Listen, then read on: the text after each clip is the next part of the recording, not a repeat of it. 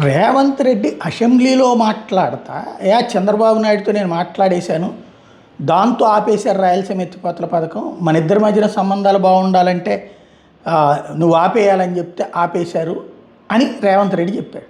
నువ్వు ఎవరిని విమర్శించాలా? ఆంధ్రప్రదేశ్ ఇరిగేషన్ మంత్రిగా రామానాయుడు రేవంత్ రెడ్డిని విమర్శించాలి. ఎందుకు అబద్ధాలు చెప్తావు అబ్బాయి, నువ్వు నాటకాలు ఆడుతున్నావు, రాయలసీమ ఎత్తిపోతల పథకం రన్ అవుతుందనన్నా చెప్పాలి. లేదా నీ ముందున్నటువంటి హరీష్ రావు ఎన్జీటీలో పిటిషన్ వేస్తే అప్పుడే ఆగిపోయిందా రాయలసీమ ఎత్తిపోతల పథకం, ఏం జరగట్లేదనన్నా చెప్పాలి. అవి రెండు వదిలేసి తెలంగాణ నేతల వ్యాఖ్యలతో ఏపీలో రాజకీయ లబ్ధికి వైకాపా ప్రయత్నిస్తోందని చెప్పడం ఏంటో అర్థం కాదు.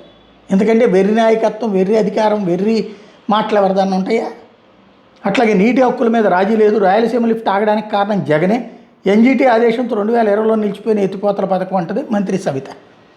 అందుకే ఆవిడ ఈ రాష్ట్రానికి వీళ్ళిద్దరూ మంత్రులా, లేకపోతే తెలంగాణకు మంత్రులా, లేదా ఏ తమిళనాడుకో కర్ణాటకకో మంత్రులా? ఏం మాట్లాడుతున్నారు, ఏమైనా అర్థం ఉందా?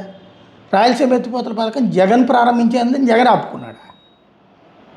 ఏం మాట్లాడుతున్నాము? రేవంత్ని అనే దమ్ము ధైర్యం చాలకపోవడం ఒక ఎత్తు, ప్రారంభించినోడే ఆపాడని చెప్పి ప్రజలు మోసం చేసే వ్యవహారం మరొక ఎత్తు.